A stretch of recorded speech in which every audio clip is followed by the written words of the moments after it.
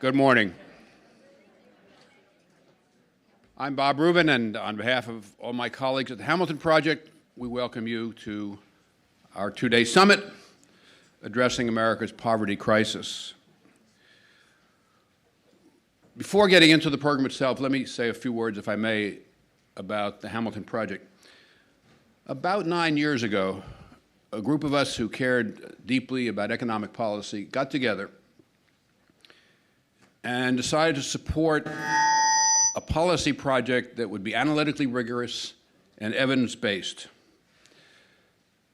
And in many respects, the Hamilton Project, at least to the best of my knowledge, is unique.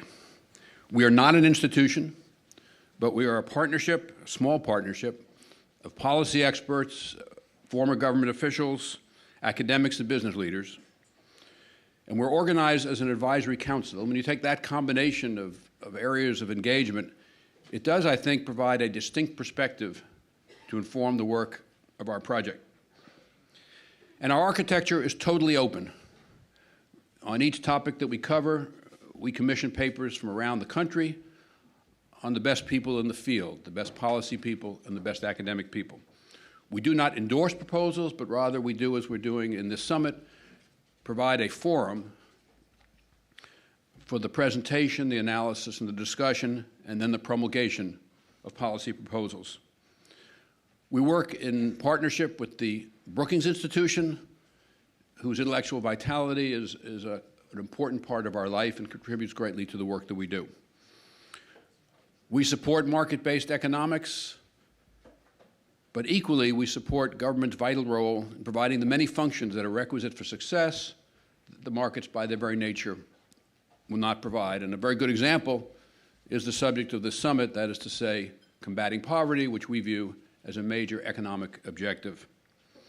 We believe the objectives of economic policy should be growth, broad-based sharing in the benefits of growth, and economic security, and we believe that they can be mutually reinforcing, not antithetical, as is so often said. We have, over the years, had discussions with respect to the hardships that ensued from the financial crisis, but our fundamental focus is long-term economic policy. And that takes us to the topic for the next 2 days. Poverty, as all of you who are here so well know, is a serious moral and social issue and imposes a terrible personal cost on the poor. And on that score alone, should be a policy imperative. But what we believe, and I believe, is too seldom recognized, is that overcoming poverty is an absolute requisite for the American economy in the years and decades ahead. And thus, overcoming poverty affects not only the poor, but powerfully affects all of us.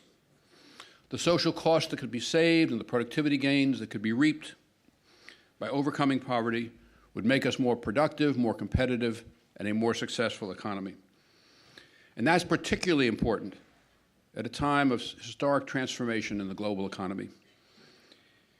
It's that perspective that caused us, when I was at the Treasury Department, to include poverty, combating poverty, as a major part of our economic agenda. And as a result, we strongly engaged in supporting the Earned Income Tax Credit, Head Start, CDFI Fund, Medicaid, and a whole host of other programs. And we established the Treasury Department's first Office of Community Development. Our country has enormous strengths, a dynamic and entrepreneurial culture, flexible labor and capital markets, the rule of law, vast natural resources, including now revolutionary change with respect to energy, and a great deal else. And thus, we are well positioned to succeed in the global economy. I would rather conduct economic activity over the long term in the United States than any other country in the world. But if we're going to realize that potential, there is an enormous amount that we need to do in the policy arena. And high on that list is combating poverty effectively. A few numbers, which most or all of you know well, quickly demonstrate how serious the problem remains, the problem of poverty in the wealthiest country in the world. 15% of all Americans live in poverty. 20% of our children live in poverty, which should be unthinkable. And probably much less well known, roughly 30% of Americans moved in and out of poverty over the 3 years from 2009 to 2011. The point of that is, and that is defined as meaning that over that period of time, they spent at least 2 months, in many cases longer, in poverty. And the point there is that poverty affects, at least for some period of time, a much larger number of Americans than the statistics ordinarily capture. In fact, something like 2 out of 3 Americans will be poor at some point in their lives. All of these facts, but especially our child poverty, should be morally unacceptable and economically alarming. There are many institutions that do very good work in the policy arena with regard to combating poverty, and do that from a social perspective. But we felt that bringing Hamilton Project's platform to these issues could have a distinctive benefit in contributing to a broader recognition that the stakes, the economic stakes, in combating poverty are huge, and that measures to combat poverty are public investments critical to the future of our country.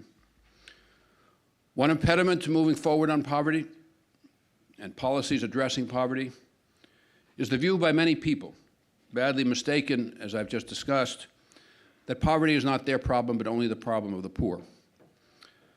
Another impediment is the opinion that nothing works, and that is equally mistaken. There has been important movement over time, especially in reducing poverty amongst the elderly, but also in areas like nutrition and the availability of health care. Moreover, many individual programs have been significantly effective. The Earned Income Tax Credit, the Low-Income Housing Tax Credit, food stamps, and many others. And while these are all federal programs, the states and cities are also actively involved in combating poverty. And that provides the opportunity, the involvement of the states and the cities, to move forward on poverty and to move forward on the kinds of proposals we'll be discussing in the next 2 days, even when the federal government itself is unable to act. There's also a great deal of joint public and private sector activity, and many of the proposals being discussed today lend themselves to that arena. Let me give you one example of how powerful public and private sector cooperation can be. There's an organization called the Local Initiative Support Corporation, which David Broder once called the most important unknown institution in America. The acronym is LISC. Let me say in full disclosure, I've chaired this ever since I left Treasury. LISC provides roughly $1 billion of investment capital to inner cities every year.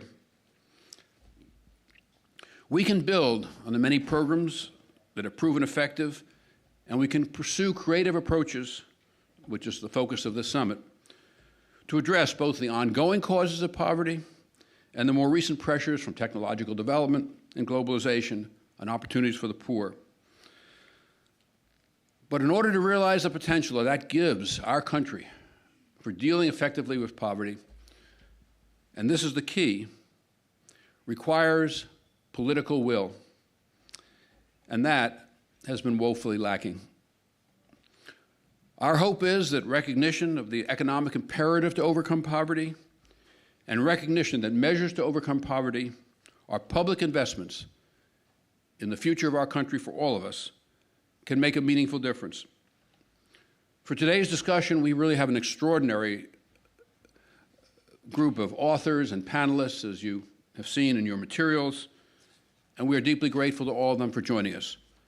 In accordance with the Hamilton Project's longstanding practice, I will not name the individuals involved. Their resumes, their extraordinarily impressive resumes, are in your materials.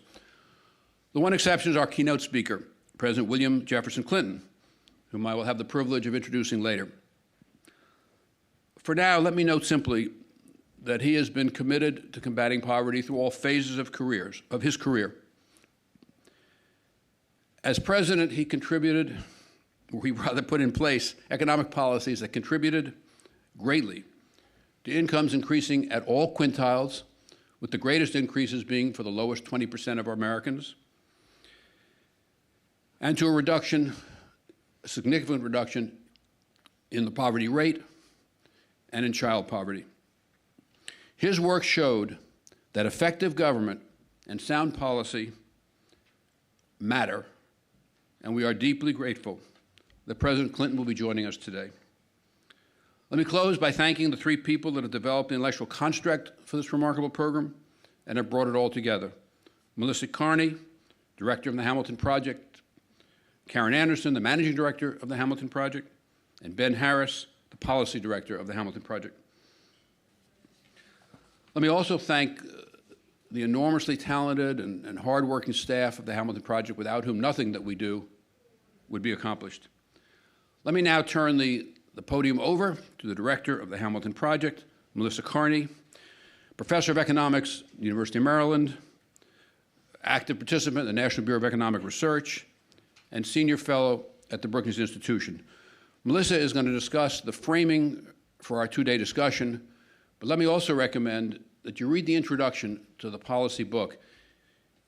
It is a thoughtful and I think at least deeply troubling view of poverty in America today and its consequences. Melissa?